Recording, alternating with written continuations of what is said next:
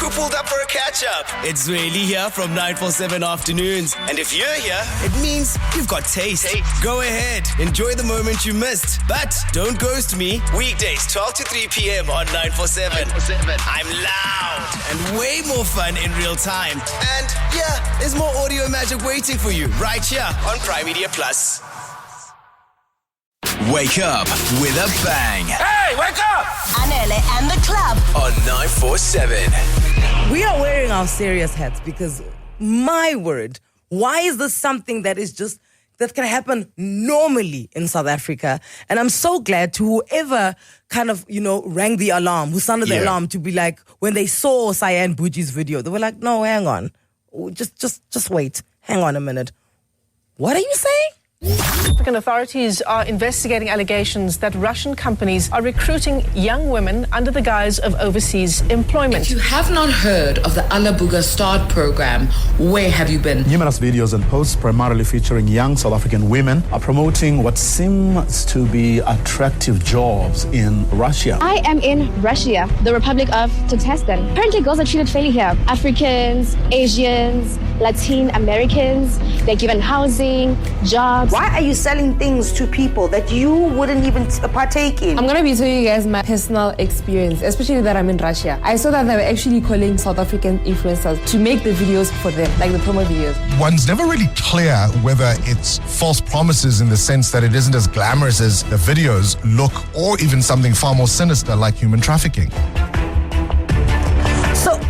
I'll tell you my direct issues with this, and this is why I find it to be incredibly dubious. Whatever it is, this Russian Alabuga Start Programme is trying to show themselves at. You are targeting the most vulnerable of society. And it is really no secret that in South Africa, women are literally at the bottom of women and children are the most endangered species on the continent in South Africa, right? So you know this. You know that economically, women are going through a lot. And you target 18 to 22-year-olds and people who possibly are already deeming themselves as failures. You didn't get into varsity. You can't go to varsity. Your parents can't afford anything. You've barely passed matric. And all of a sudden, somebody comes and says housing and jobs. Well, youth unemployment is such a massive issue for us in South Africa. We have got the highest youth unemployment rate in the world. It's insane. So when an opportunity presents itself where you as a young person, a young woman, gets given this idea that you could go overseas and go make money there, you can see how people jump at that, right? And then the third red flag for me is the fact that you're using influencers who portray a life of success. Now, we don't know how those girls make their money. And I'm not here to judge how Cyan Boujee makes the money, but all of a sudden now I'm involved because I'm just like, babe, you already know full well that your lifestyle is being funded dubiously. All of these things that you have, it's not somebody who woke up at 8 in the morning and had an 8 to 5. Do you know what I'm saying? Yeah. So all of them, Cyan Boujee, Peachy Sprinkles, Hlubi, Seemah, Zillewizzy, all of them. Guys, we know your lifestyle. They're like the youngest batch of influencers, right? So, which if you're targeting like really young people, those are the influencers you would use. But also, if you think about international recruitment, I mean, these things happen all the time. People go to work for banks, hotels, whatever abroad. It wouldn't happen via a social media influencer page, especially someone who's not in the specific industry. Because if you want people to work in the hotel industry, let's say, you'd surely go to someone who's in the space and is familiar with how those things work. And also, they're not quite telling us what it is are you going to do when you get there. Like, no one is saying, because with the hotel, we don't know what the industry is. Yes. Like you say, Tembegile, you're like, oh, okay, hotel industry, yes, I'm going to go and do hospitality in a hotel. Work in the kitchen. Clean, make beds. Man the phones. Be a receptionist, do concierge. Every other time a South African is left to go and work somewhere else, you know exactly what it is you're going to go do over there. Well, you would hope that the person does the research, but unfortunately we do live in a society, in a country where not everybody has access to information like we do. And, hindsight's a lovely thing because we always say, oh, you shouldn't have because it had this red flag and that red flag. Okay, but where must I go find that information? Now, every time I apply for a job abroad, I must sit and trawl through the internet to see if this is a red flag. The other danger here is, remember, 18 and 22, these are people who probably never worked before. Yeah. So they might not know what to look out for, even looking for a job down the road. And everything about it looks legit, eh? Like, I mean, this is the website. So you can see how it looks Alabuga legit. Start and It shows you numbers. It's got like all sorts of things. but where on that website are they telling you what you're doing? Participants from 44 countries. Yes, what are we doing? I don't know. So this is what we wanted to find out. So we called this Russian school Russia's Alabuga Start Programme. When you hear Pillar to Post, this was us yesterday. Hello. Morning. Do you speak English? Добрый день, из Alabuga. Do you speak English, sir? Добрый день, из Alabuga. Hi there. Your line keeps dropping. Do you speak English? Алло, из Alabuga. Hi. I'm just looking for an opportunity for one of my cousins who's 21 years old, and I saw a program of yours that could be very beneficial for her. Where and how do I apply? 1 second.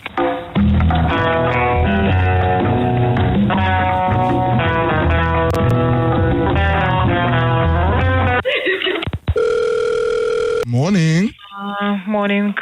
Second, please. One second. Am I speaking to Alabuga? Is that the right place that Yes. I'm speaking to? Okay, so Yes. maybe Please call number. Alabuga, здравствуйте. do you speak English?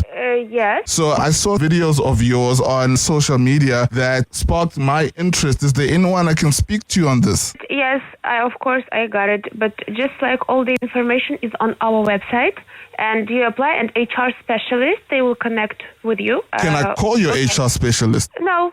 No? You can't. HR specialist, you apply. Yes. Like your sister apply, and after that, she can talk to them like about any question. Do you mind giving me your website one more time? Startprogramme.com. So now, here, so many red flags, guys. My word. Okay, so here's another one. Hey, the James Bond music. No, that wasn't me. That's weird. Cindy's like, okay, not weird at all. And then, if you are, just correct me, they said they recruit from 44 countries. 44 countries, and when you go through, I'm looking at the country list now. The majority of those countries are in Africa, right? The majority of them. None of them are first world countries, if you want to call them false. Just using the term first world, right? So there's no United Kingdom, no very few European countries, basically no European countries, European Union countries. Most of them are African, South American. So my cry is, if you are recruiting from 44 countries across the world, why do your people not speak English?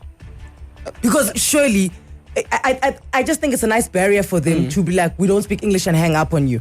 Like, because surely if 44 countries are calling you, that's the one thing you do, because English is the medium that everybody speaks. And then you look into it, right? The likes of Bloomberg have published some reporting in recent days suggesting that some of these young recruits who arrive in Tatarstan, which is a region in Russia, end up working, apparently, according to these reports, in weapons manufacturing factories. So they're making drones that are then used in the war between Russia and Ukraine, etc. But people are basically taken there, according to some international media, on a false pretext. Okay, because here's another thing we need to highlight is because when we hear human trafficking, we always think it's into the slave trade and into the sex slave trade, right? Whereas here they are. They take you and they put you in factories and then you're making weapons. Yeah, so and you can't go home. Because think about it. If you were a parent trying to get hold of your child and you call all these numbers that we've just called now, how would you get hold of your child?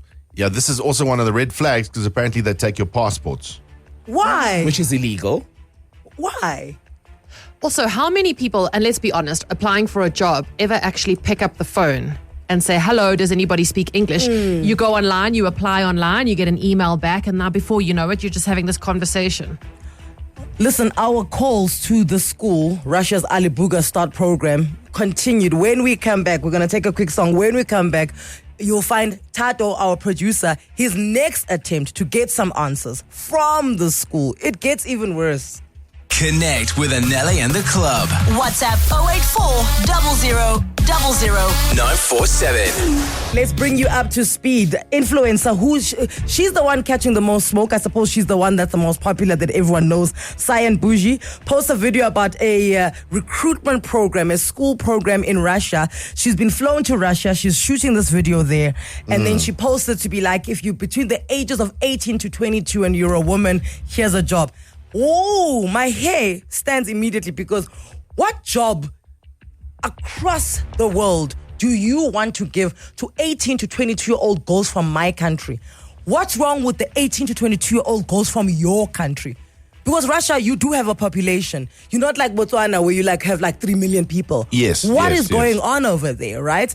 And then it turns out it was not only Cyan Boujee who's the one that posted this, who's been promoting this Russia's Alabuga Start Programme. Peachy Sprinkles, Ghost Hlubi, Seemah, and Zillewizzy have also been promoting this Russian Alabuga Start Programme, a 2-year work-study initiative. Now, the reason we're also calling them is want to know, after 2 years, what happens? Do you come home? Because you're saying it's a 2-year initiative. And by the way, the thing about work opportunities is, do you then also have an opt-out option? Because remember, I can resign here in a month if I don't like it. But if the terms of employment are so vague, what about your stay there? How free are you while you're there? And why are you taking my passport? Yeah, that's the strange thing for me, is like, why are you taking the passport? Can I just say, the other thing that gets weird is how long this program's been running, right? So it's a few years, a year or two that it's been running. And then they offer you to pay you, they give you, they say, offered fields, and they give hospitality, transport, etc. And then, so they pay you a monthly allowance, which is obviously where the money part of this comes in. So it ranges between $541 to $611 a month. So they pay you to be in school? They pay you to do in-service training. And look, some of these young women do look like they're wearing what look like school uniform. White shirts, ties, skirts that look like a school uniform to me. But then what's the issue? Why, when you call, are you being pushed from pillar to post? And like I say, if you're recruiting from 44 countries, why can no one who answers the phone give you direct answers? Hi there, I'm just looking for help with placement for one of my cousins who's a female, 21. Do you speak English? Yeah, I do. So my question is just that I'm just not sure how to go about entering her into this kind of program. I saw it on social media, and I hear you guys are looking for girls between the ages of 18 and 22. Okay, where are you from? I am in South Africa. Okay, see, I will give your number to our HR department. Yeah, but see, I've tried them, hey. I can't get through on that number. Can you just talk me through what the programs are about? Okay, this is about you are coming to Russia and you are working here. You are gaining some, skills, some working skills in our factories, and you are studying here, and you are actually living here. We are providing some house opportunities, housing. And you mentioned something about working in factories while studying.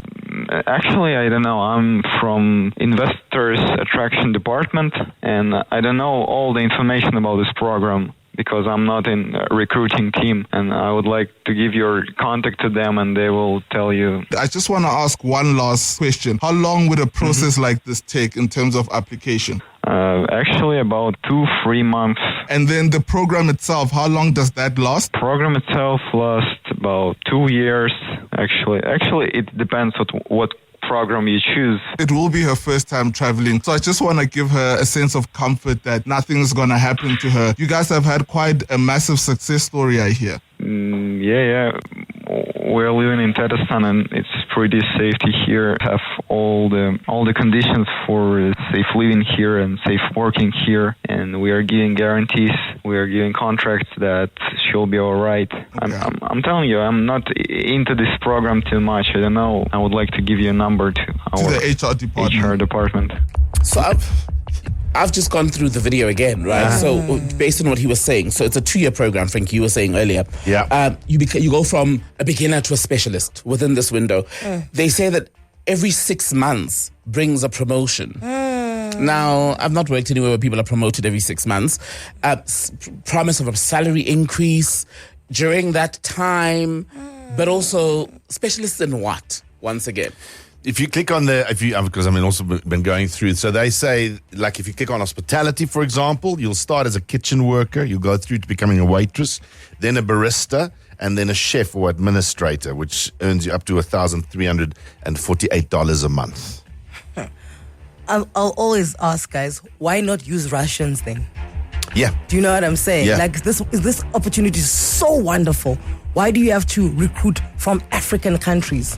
Yeah. What are you cooking over there? What's going on over there? And then I have some questions around international relations and should our embassies be getting involved? Should they be speaking to each other to find out what exactly is going on here? And this is why we really wanted Clayson Monyela online, but sadly he has to attend to a bereavement within the ambassadorial, structures of South Africa. I think our ambassador to Kenya has sadly passed away. But we do have him talking on Newsroom Africa as well as on our sister station 702. He was on Breakfast yesterday. Yeah. We do have him talking. We'll play those clips to see where we stand, on an international relations level. But I don't want him sometime this week to get in here because I just have some official questions. Let us know what you think about this. 011-8838-947. Your running commentary, your concerns, what you pick up as red flags in this. Send a voice note 084-0000-947. And especially if you've got kids who've done one of these programs, we'd love to hear from you. Maybe you've had a program that your kids have been part of or you've been part of and it's been very successful. Please or let us one know. that your kid wanted to be part of and you saw a red flag. You're like, no. You're not going there. African authorities are investigating allegations that Russian companies are recruiting young women under the guise of overseas employment. If you have not heard of the Alabuga Start Programme, where have you been? Numerous videos and posts, primarily featuring young South African women, are promoting what seems to be attractive jobs in Russia. I am in Russia, the Republic of Tatarstan. Apparently girls are treated fairly here. Africans, Asians, Latin Americans, they're given housing, jobs. Why are you selling things to people that you wouldn't even partake in? I'm going to be telling you guys my personal experience, especially that I'm in Russia. I saw that they were actually calling South African influencers to make the videos for them, like the promo videos. One's never really clear whether it's false promises in the sense that it isn't as glamorous as the videos look, or even something far more sinister like human trafficking. Coming up, your chance to win big in the Huawei Watch Fit 4 Pro competition. Simply head on over to @947 Joburg on Facebook. Guess the iconic spot that we've taken a photo of and zoomed in using the Huawei Pura 80 Pro. Apparently, it can zoom in for streets. It's been captured by the Huawei Pura 80 Pro, this picture. You need to tell us what's that iconic spot, and we'll chat to you shortly. T's and C's apply. So the question we have is around people getting these offers overseas in this Russian situation, specifically looking for girls 18 to 22, young women. Anela's question is, why is Russia not using their own people? And to do also, that? why 18 to 22? Someone who's 26 can work in a factory. Somebody who's 32 can work in a factory. Somebody who's 45. Why specifically South African women between the ages of 18 to 22? And the question is, obviously, we've got a massive youth unemployment problem in this country. So the opportunities like these They look lofty. They look lofty and they appeal to a lot of people.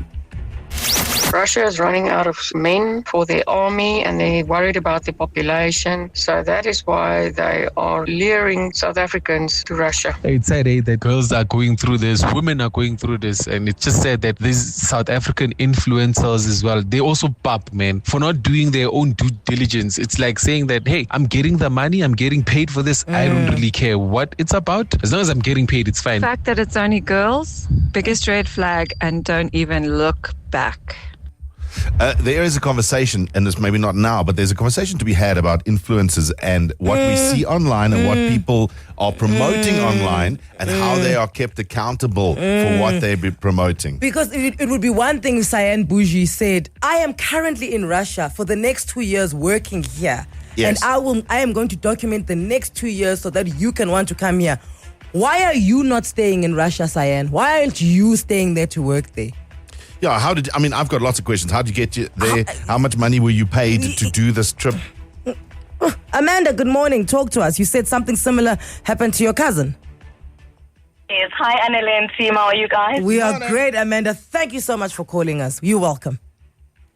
Awesome. So my cousin had a similar opportunity last year where she found this application for a job in Thailand, and the application process was done via WhatsApp.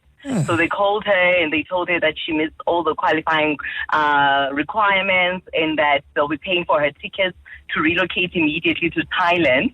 And for her peace of mind, she was going to be given 10,000 rands up front so that she can leave for her family behind or her children, whatever the case may be, which she went through the process. She gets to Thailand and funny, she got deported when she got there because they say that her accommodation voucher wasn't valid. So So that means she doesn't have a place to stay in Thailand. So they sent her back to South Africa.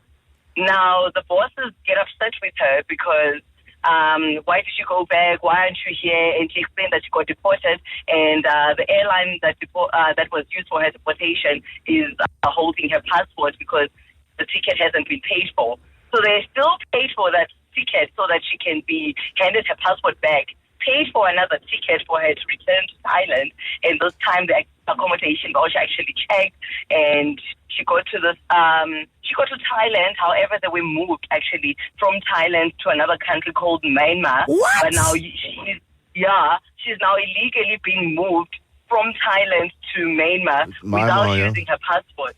Yeah, and they get to Myanmar, and it is not what was advertised at all. So what they do when you get there, they take away your phone and they give you their own phone that you must use, which is monitored, tracked. The place has got cameras. There is people with guns that's holding you captive, and the walls are so high you can't even see outside. Yeah, so it was actually human trafficking. It wasn't a call center job as promised. And so, okay. What were they doing behind these high walls, and how did she get out?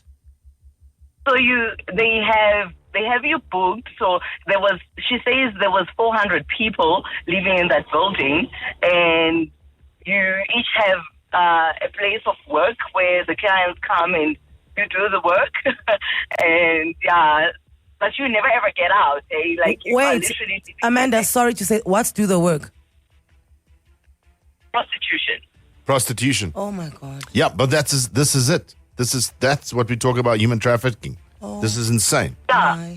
That's insane. Yeah, no, it's crazy. And lucky for her, she had another device that she didn't disclose that she has. So when they took her original device, she kept that phone as backup just in case. And she's reached out to the South African embassy in Thailand, and they were telling her that we can only help you once you are out. So as long as you're in there, there's nothing we can do. And when she sends the location, it's showing all sorts of countries. Now she's in Ghana, now she's in the US, now she's in Zimbabwe. So you can't really track or have an accurate location. I don't know how they do this. And when she phones, I say to her, give me your direct number, because it's almost impossible to hear her because the signal is so bad. And the number she uses to call me is a South African number, but the number she has for incoming calls is a Thailand number. So it's almost impossible to track somebody or to know where they are, and almost impossible to get out. But she also became very rebellious, and they wanted to sell her. So what we and the family have had to do is now buy her out, because they were like, we're either selling you for this price or you buy yourself out. You choose. And that's how she got out. Got her out for 150,000 rand. What, Amanda? And then, so is she back home now? Yeah, she just got back like 2 weeks ago. And how long was she overseas? Almost a year, because she left last year in September. Oh, guys. Wow. Yeah, I know. Not the best experience, hey. And you can see by the way she looks that she has been through the most. And she actually never got paid, not even once. Like, you don't get paid at all. Thank you so much for this call. Amanda, if you don't mind, we're going to keep your number. And when your cousin is ready, naturally we won't show her face and all of that. We would love for her to, we can even come to her and chat to her, because we really feel like this is a story that 18 to 22-year-old girls who are being targeted by the rest of the world, our own South African girls, I think this is a story that they need to hear.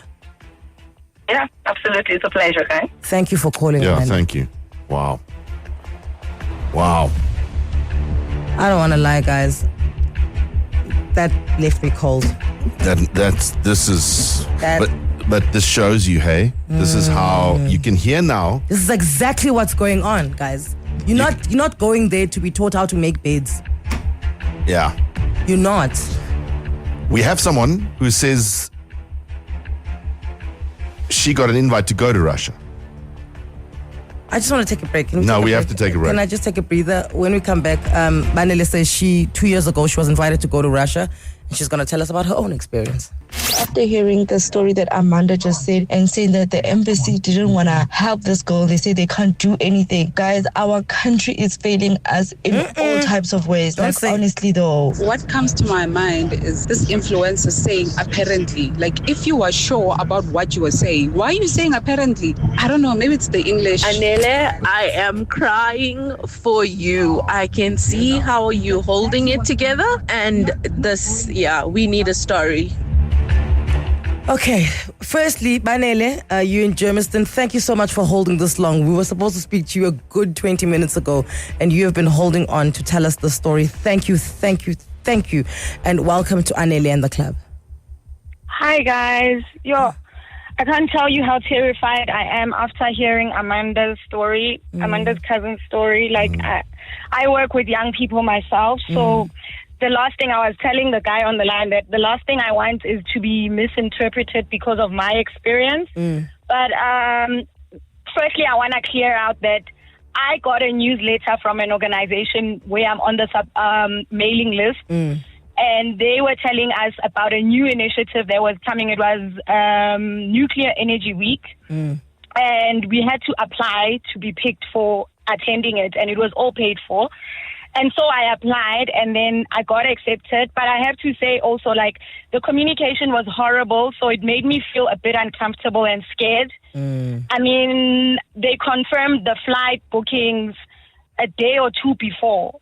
So only then was I then saying, okay, then let me pack. That means I am going. But even when I was packing, I was very scared because I was like, what is this? Like, why don't they communicate well in advance and clearly, you know? So I went. My experience was okay. Like, I think I even said, like, I can rate that experience of that whole week when I was there a 7 out of 5. While I was there, I met a lot of African young people from all over Africa, Congo, Kenya, South Africa. And the one thing most of them were sharing with me, because they were there for also studying, some of them just degrees, others master's level, is that they were taken in and then it was all paid for. They are studying, they're doing well. And then when they are done, the only issue they had was that there's no jobs that they'll get on from that side. Russia. So they'd have to come back to South Africa. So they have to come back. Some of them are already back in South Africa, sitting at home with no jobs.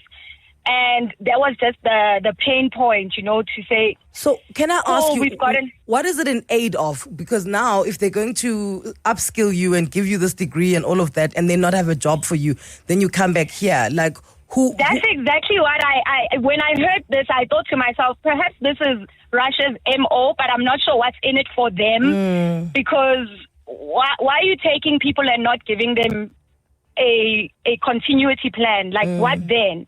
And I mean, you know, Africa has a very limited nuclear industry.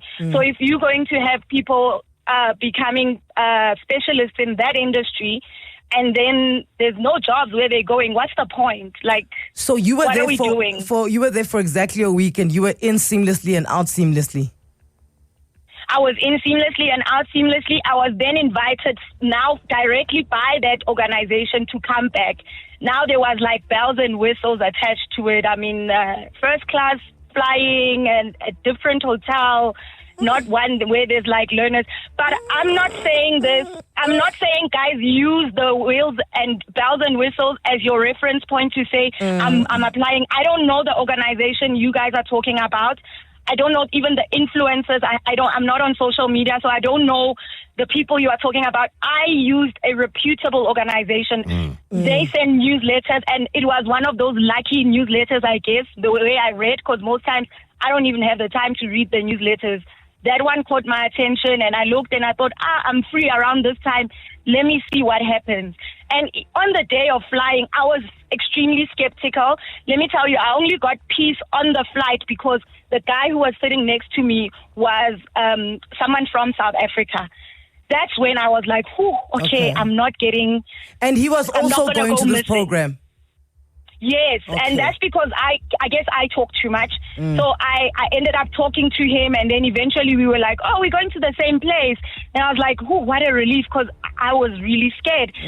For me to even get on that flight, it was because my mom said to me, but the America program I attended, they sent me my visa the day I was flying. And that was the American government. So she was like, there's nothing wrong. Like, go. I was like, okay, then I'll take this chance. So just to clear it up, so this was a trip to Russia for a week to attend sort of a conference, eh? Yes. And your passport was And when never I was your there- passport was never taken away. No, I had none of those incidents. No, nothing uncomfortable. And I mean, for me, I was really scared because in the movies, the guy who is human trafficking people usually speaks a language that sounds Russian. So Okay. Okay, you There we can't do go. that stereotype. Thank you, Manele. We'll wrap it up over there. Look, this what you're saying is not foreign. Because you must also remember people like Ntembigile. I don't know if you'll be able to correct me if I'm going wrong here. People like Dr. Manda Shabalala Msimang. She started her medical degree in Russia. So it was under different times because Yes, back because- then countries like Russia would have taken in people from the ANC because Yeah. they were sympathetic to the liberation movements at the time. So there are, I know, bursaries, for example, that you get through the Yes. government to go study. I know doctors who studied in Russia, who studied in China, but that was through legitimate government programs. And when they came back, even then, you come back as a group. Some went to Turkey, etc. Well, the problem is when you're sort of a one-on-one thing where there isn't an official intermediary between you and the other organization. You don't know who's going to receive you, how the program is going to run, and like you were saying, where they take your paperwork, etc. Then we've got an issue. All right, well, this is obviously a developing story. And like we said, we're going to try our very best to speak to Mr. Clayson Monyela. And now we've even got more to tell him and more questions to ask him. yeah. And to just as a country, diplomatically, where do we stand around issues like this? Thank you so much for indulging us. We have been chatting about this since 7 o'clock, but it was just too riveting to let go. Say goodbye now. Back to making your morning. Anele and the club. I love this show. On 947.